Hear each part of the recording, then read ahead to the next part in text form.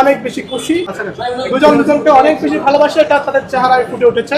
আমরা অনেক বেশি আনন্দিত। আমরা যে ভালোবাসি দুজনের মধ্যে চেহারা দেখলে বোঝা যাচ্ছে। আমি তার কাছে ক্ষমা চাচ্ছি, আমাকে ক্ষমা করে দিও। আসলে আমি একটু বলি যে আসলে স্বামী স্ত্রীর ব্যাপারটা হচ্ছে যে ছোটবেলায় আমার মা বলতো, গ্রামের ভাষায় বলতো যে স্বামী আর স্ত্রী বানাইছে কোন মিস্ত্রি।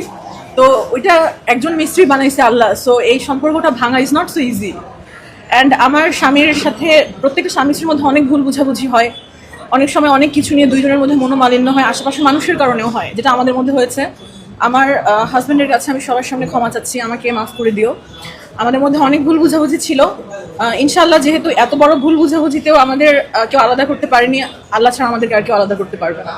এবং অবশ্যই আমার পক্ষে আইনজীবী মিশনটা সামনে, ওনার বিয়ে, ওনার জন্য শুভকামনা।